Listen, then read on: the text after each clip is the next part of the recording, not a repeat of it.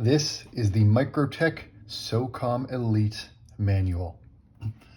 This is one of the most well-known hard-use knives on the entire market. Microtech has a storied history with this knife. It has lots of fans, it has a few detractors, but it has much more good than bad. There's a lot that is very impressive about this knife. Some specifications, because this is a big boy. If we compare this to your PM2, you can see it is significantly larger. Its blade, you got a 4-inch blade here. It is much heavier. This is a 5.4 ounce knife compared to the 3.9 ounces for the PM2. You feel that? But most of all, it is thicker. It is a lot thicker. I put them butt to butt.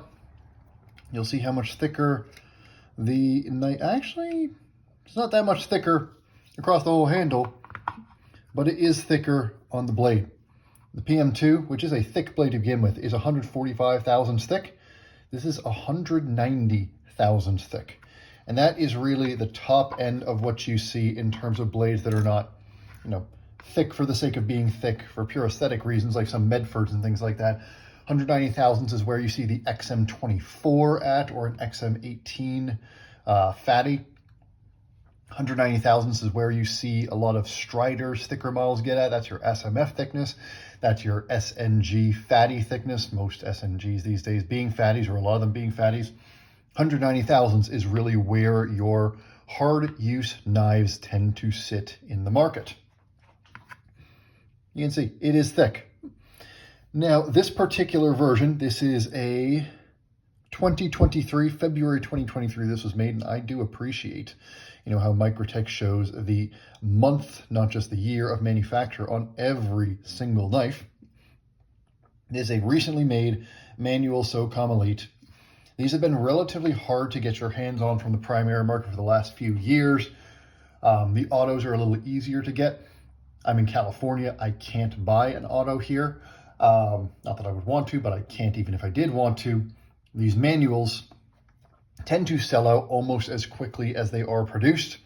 Microtech is producing a bunch of them, though they have slowed down a bit this year with the success of their Ram Lock series. I've got reviews of those coming up, but these have typically been pretty hard to get. And in fact, on the secondary market, so this is a $350 knife retail roughly, and it is also about a $350 knife on the secondary market. In the last year or two, they've gotten a little easier to get your hands on, so maybe it's a $300 knife on the secondary market, but this is an expensive knife. Aluminum handles with these rubberized inlays here, which provide a ton of grip. You've got a sort of semi-integral sort of design here in the sense that the scales come together to form the backspacer. There's no dedicated backspacer here. Really nice finishing on the aluminum. These are made in America at Microtech's factory. And you can see flat scales, but lots of complex details on the manufacturing here. The closer you look, there's lots of complex shapes here, lots of scoops, lots of swoops. Everything matches up quite nicely. They're not going for those razor sharp, tiny micrometer tolerances. But what they are trying to do here, which is get everything to fit together nicely, they do very well. Glass breaker on the end here. It does the job if you need it. Microtech loves to put glass breakers on their knives. It is unobtrusive if you don't. When you're gripping it, and this is your most typical grip here, your saber grip, you do not notice that backspacer is not interacting with your hand at all. Instead, you get some nice, relatively soft jimping on the aluminum, which if you come over the top, there's a bit more jimping here for when you really bear down on that knife. It's right there and it keeps your hand secure. You can't really choke up here. Technically there's a little bit of space there, but that honestly, that's a sharpening choil. That's not a finger choil. You can pinch here, but it's not secure. You can get up on that blade really easily. Really, your grip here is going to be either back here like this or up here like this. That's how you're going to hold this knife. You can go Mall Ninja and reverse grip it. It does very well in that grip. You can wrap your thumb around there. If you're going to use this for your military or your tactical applications, go ahead. I'm not talking about that stuff here. I'm neither qualified nor interested in doing so. But this knife is mostly a neutral handle, pretty flat-sided, but generally tapers down to the butt with a big flare up front. And you can see if I grip it in my hand here, it fits very naturally in the hand. This big old choil here, my pointer finger will index right into that. My hands will naturally land right on this grippy rubberized section, and it just folds nicely, while the fact that it flares toward the front here means that even if I stab, even if I push, even if I'm using this hard, whether it's carving into something hard, pushing it, stabbing into something, all the hard use stuff that you would theoretically use this for, the way that it flares right before the blade here makes this super secure. This is a design that has been around in some form for decades, and the design works really well. People have put this knife through the hardest things that you can put a knife through, and it has consistently come out on top.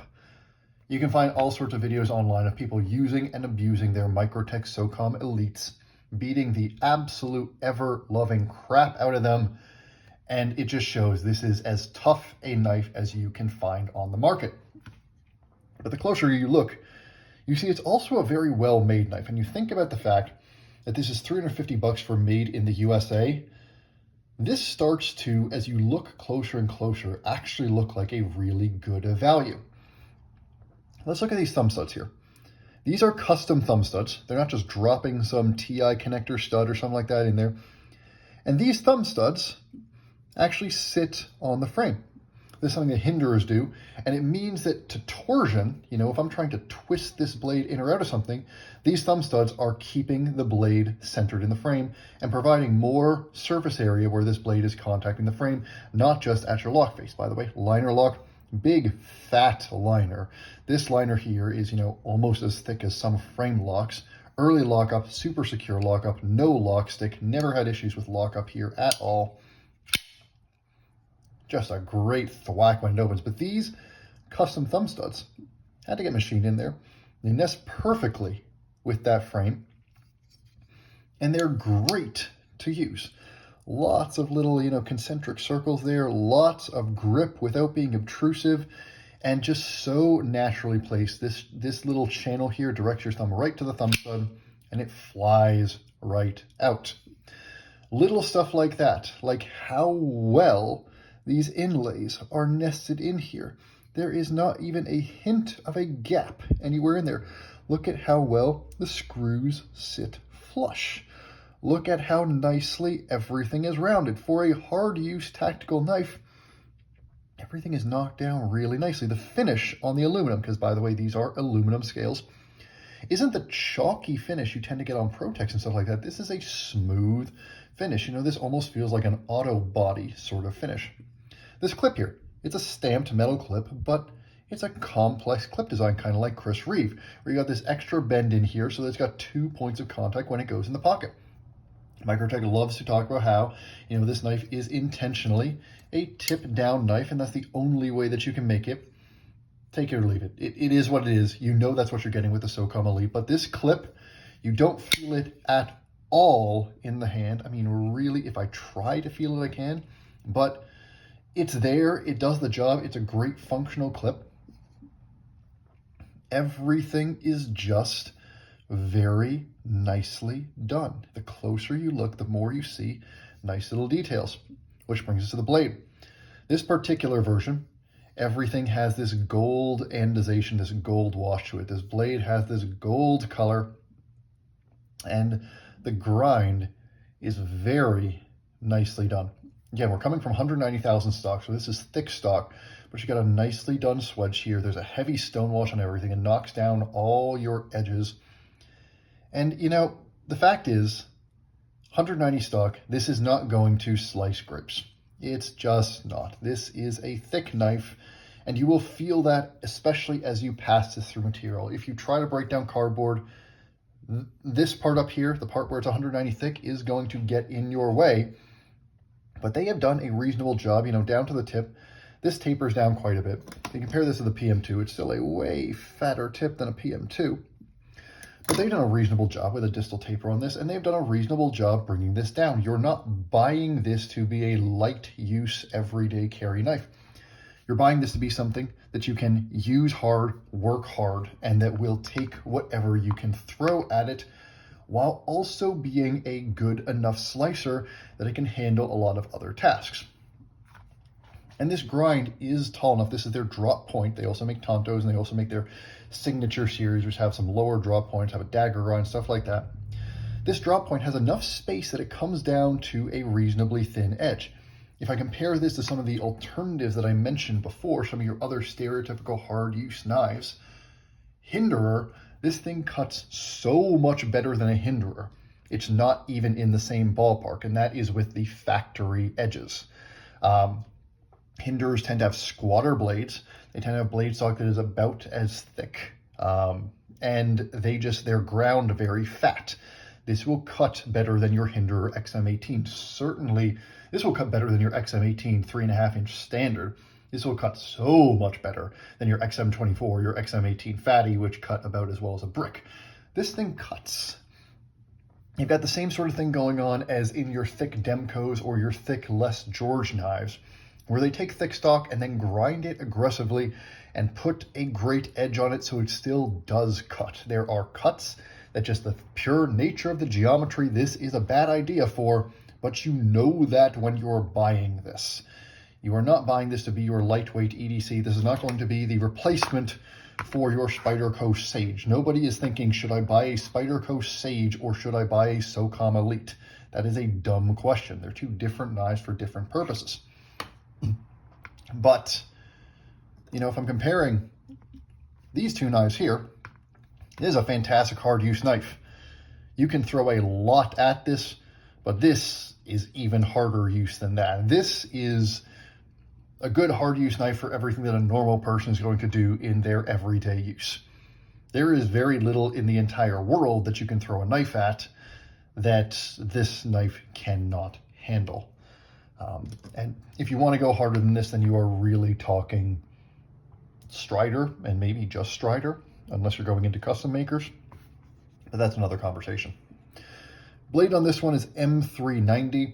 Microtech likes to change up their steel pretty frequently. They basically, when you buy a Microtech Socom Elite, you're going to get whatever steel they happen to have in stock. Their most common are M390 and LMAX. They've started using M390 MK, which is their special version of M390, which really is just has a couple extra things in it so that it goes a little bit harder, has a little bit better edge retention, a little bit better corrosion resistance. It's kind of just M390 or M390. I looked at it before. I think it was pretty similar to M398. They're all solid steels. If you get an LMAX one, it'll be a little tougher, a little bit less edge retention. You get the M390 one, it's going to have a little higher edge retention, a little less tough. It's always been a little funny to me that they're using such a high edge retention, low toughness steel on what is a beatery, hard use knife. But I think they also do treat this M390 a little softer. So you're going to be giving up a little bit of that edge retention, but it's going to be a little bit tougher than your typical M390. I personally think the S35VN or something like that would work better on this than M390, but the market wants what the market wants. And people think the M390 is a more premium steel than S35VN these days. But you look at this knife overall. Oh, and then the other thing that bears saying is the action. So this is a shake shut knife, not a fall shut knife. It is on washers, I think it's on washers. It might actually be on bearings. Either way, it is a shake shut knife, which is surprising given how heavy the blade is, but it doesn't take much coaxing. But the action on the deployment is a thwack like no other knife on the market. The way this lightweight aluminum handle and this big fat blade interact to give you the experience of opening this knife, it is just authoritative. The way this liner lock locks up, which is super tight, it's super robust, it's just satisfying to use. It's just a fun piece of kit. And you combine that with how capable this knife is, how excellent it is in the hand, and other people have shown this better than me, the harder you grip this, the better it feels. If I bear down with everything I've got, It just feels secure. There's jimping in the right place. It doesn't bite you back. The natural handle design locks you in rather than doing the hinder route of throwing jimping everywhere. They actually have a handle design that is natural to hold and that gets more secure the more you bear down on it. This is just a knife that is meant to be used in the hardest ways that a knife can be used. And every little detail has really been thought about it to that end. And honestly, to manufacture this in a way using materials and using processes that keeps it at a relatively reasonable cost, given what they're trying to do, and lets them really push tolerances and push quality of manufacturing over pushing fancy schmancy materials. And if you want those, then go ahead and pay $2,000 for a Microtech custom. They have you covered there, and there's plenty of a market for those. But really, the summary here on the Microtech Socom Elite is that it is exactly what you would expect it to be. That's exactly what its reputation said. I'll bring out here the Spyderco Military 2. And let me bring out one other here, please. The Umnumzon. These are, two reasonable competitors for the Socom Elite. And the Socom Elite, in a lot of ways, is the best knife for its intended purpose of the bunch. Neither of these knives can handle use as hard as this one. The Umnumzon is significantly thinner, and as you really start to bear down on it, that's where the neutrality of something like a Chris Reeve knife, this is secure, and as you push on it, it feels secure, but there is not nearly as much holding your hand in place on this handle as there is on this guy. This guy, when you grip down on it, it's not going to budge. This blade is way thicker. It's nowhere near as sharp and slicey. This Chris Reeve hollow grind on the Umnumzon is fantastic for that, and this is really a utilitarian knife that happens to be able to go hard. Whereas this is a hard use knife that is also sharp enough that it can still do everyday things. So, you compare these two, they really are quite different knives for quite different purposes, because this is an entirely different league when it comes to hard use. Now, the military here, these are a bit more similar in terms of their intended use. These are both knives that were really designed for war fighters or war fighter-like purposes. They're both big, heavy knives. They're both thick, though, honestly, the Socom is way thicker than the military. And they both have these handles. The military, quite like the Socom Elite, does hold you in. There is lots of real estate there, but it's still not quite on the same level as the Socom Elite. It's not as hand-filling. It's not as naturally contoured. This choil here doesn't give nearly the security that this flare behind the blade does. And this grind, it's a great Spyderco grind. It goes from 145 thousandths down to a relatively keen edge. But it's just not as tough just from the pure geometry as this 190 thousandths blade stock is going to be. This is going to be thinner behind the edge. This is going to be keener for, if I'm going to cut down a bunch of cardboard and stuff like that, this is going to be more pleasant to use than this one. But if I'm going to be, lost in the woods for a week, whatever kind of stupid stuff you want to imagine with your hard use knives, this is going to be another level more robust than this one. And I think, folks have shown that with all the abuse people have put their Socom Elites through. And I keep coming back to the price, and how the price is impressive in today's knife market when you think about it. $350 used to be quite high in the knife market. The knife market has inflated, while Microtech has actually not inflated their prices nearly as much as they possibly could have for a made in the USA knife. This is aluminum, which is a slightly cheaper material, but this is really well done. This has a design that you can't get anywhere else that is uniquely suited for its intended purpose, and also happens to be just such a well-designed and thoughtful knife that is the product of tons of iterations. Microtech iterates on their designs all the time. They just don't call it CQI or call out that they're doing it, but you've seen it with their Ramlock series. They make small improvements all the time to their designs. This is just an extraordinarily well-designed and well-executed knife that does exactly what it is intended to do. Do most people in the United States have any use for a Socom Elite in their collection. Absolutely not. But there are very few knives that are cooler than the Socom Elite. It looks cool. It is well made. It's made in the USA. They do cool things like this bronze colorization, and that action is among the best action you will find in a liner lock anywhere on the market. You pair that with the fact that it's nice in the hand, as nice in the pocket as you're going to get from a 4-inch blade with 190 thousandths blade stock.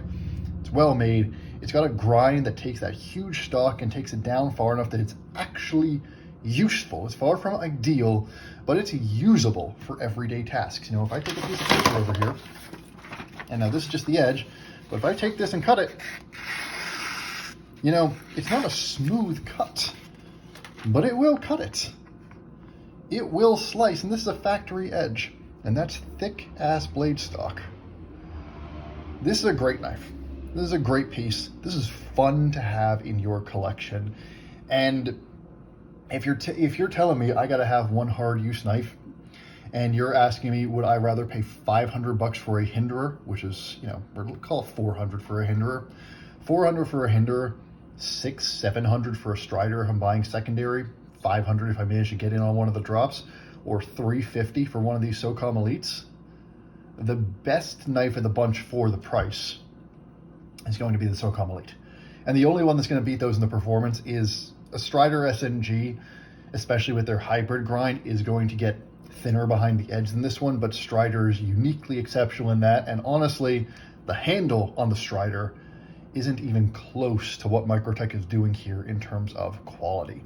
This is the best handle of the bunch between those three options, hinderer, Strider, and Microtech. This is just a really impressive knife. You know if this is a knife that you want, you know if this is a knife you need to have. And if you are that person, it's earned the hype. This design has been tested for years. Microtech does really good manufacturing. They have earned their reputation. And it's worth the price, it's worth the hype. If you're curious, try one out. I think if you know what you're going in for, you're going to be very excited, very impressed, and you're just going to be happy every time you're carrying it, every time you fire it out, and every time you get to use it, and it just works. That is the Microtech Socom Elite. It is very, very cool. It is stupid. It is not that useful, but that's kind of the point. And it's a great knife just for that. Hope I didn't waste your time. Hope you enjoyed this, and I will see you again soon.